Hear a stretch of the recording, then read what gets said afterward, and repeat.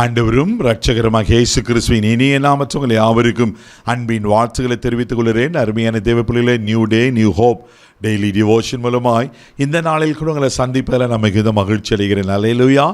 இன்றைக்கு கூட கர்த்தர் நம்ம கொடுக்கிற வார்த்தை என்ன?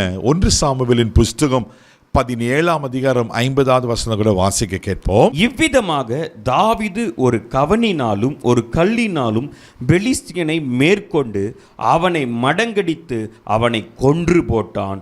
தாவீதின் கையில் பட்டயம் இல்லாதிருந்தது.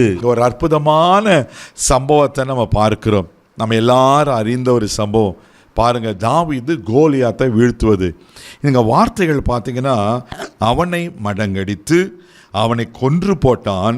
தாவீதின் கையில் பட்டயம் இல்லாதிருந்தது. பெரிய கோலியாத். அந்த கோலியாத் ஒவ்வொரு நாளும் இஸ்ரவேல் ஜனங்களுக்கு விரோதமாக கொக்கரிப்பான். ஒரு நாள் அல்ல, 2 நாள், 40 நாட்கள் ஏளனமாக பேசுவான்.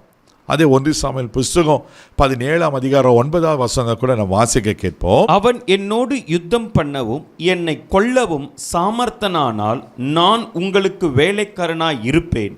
நான் அவனை ஜெயித்து அவனை கொல்லுவேனானால் நீங்கள் எனக்கு வேலைக்காரராய் இருந்து எங்களை சேவிக்க வேண்டும் என்று சொல்லி. பாருங்களேன், எவ்வளோ பயங்கரமான காரியம். தைரியம் தான் எங்களை சண்டை போடுங்க. அப்படி நான் தோத்துட்டேனாக்கா நான் உனக்கு வேலைக்காரனாக இருப்பேன். நீங்கள் தோத்துட்டேனாக்கா நீங்கள்லாம் எனக்கு வேலைக்காரர் இருக்கணும். அப்படி ஒவ்வொரு நாளும் பரிகசிக்கிறான். சவுல் ராஜா இருக்கிறாரு, இராணுவ வீரர்கள் இருக்காங்க, ஆனால் யாராலையும் போக முடியல, பயப்படுறாங்க. தேவப்படியில் நீங்கள் தொடர்ந்து 10வது வசனத்தை கூட நீங்கள் வாசிக்க கேட்போம். பின்னும் அந்த பெலிஸ்தியன், நான் இன்றைய தினம் இஸ்ரவேலனுடைய சேனைகளை நிந்தித்தேன். நாம் ஒருவரோடு ஒருவர் யுத்தம் பண்ண ஒருவனை விடுங்கள் என்று சொல்லிக் கொண்டு வருவான். பாருங்க, நான் இஸ்ரவேலினுடைய இராணுவத்தை நிந்திக்கிறேன், அவமானப்படுத்துறேன், தைரியம் வா. ஆனாலும் யாருக்காக போக மனசு இல்லை. அப்படி நீங்க தொடர்ந்து 11ஆம் வசனங்கள் வாசிக்க கேட்போம். சவுலும் இஸ்ரவேலர் அனைவரும் அந்த பெலிஸ்தியனுடைய வார்த்தைகளை கேட்டு கலங்கி மிகவும் பயப்பட்டார்கள். பாருங்க, சவுல் ராஜா, ஆனா அந்த பெலிஸ்தியனுடைய வார்த்தையை கேட்டு பயந்து கலங்கி போகிறாங்க. தெய்வ பிள்ளையே, எது உங்களை பயமுறுத்தி இருக்கு?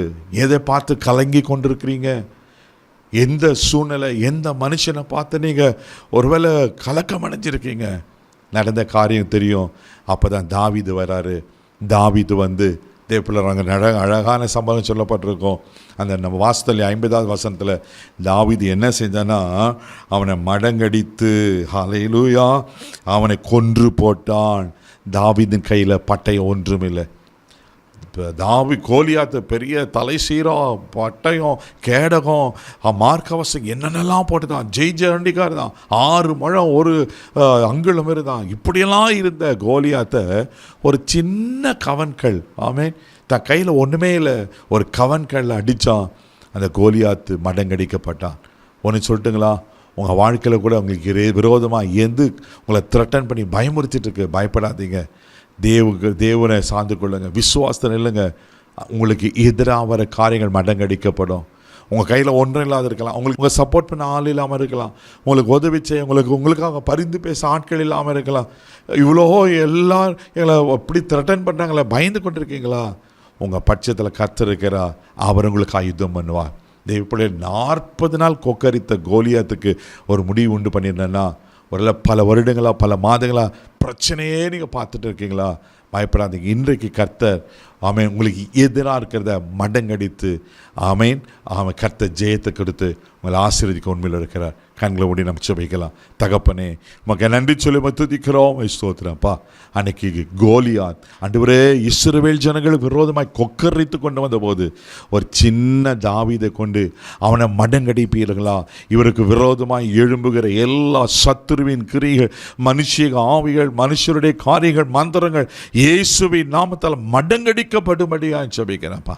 மடங்கடிக்கப்படட்டும். இவளை ஆசீர்வதித்து கனப்படுத்தும்.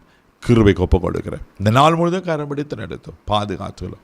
யுத்தம் உங்களுடையது, ஜெயம் எங்களுடையது. ஆசீர்வதியும் இயேசுவின் மூலம் ஜெபம் கலப்பதாவே, ஆமென். அவர் உங்களுக்காக யுத்தம் பண்ணுவார். தைரியமாக போங்க. God bless you.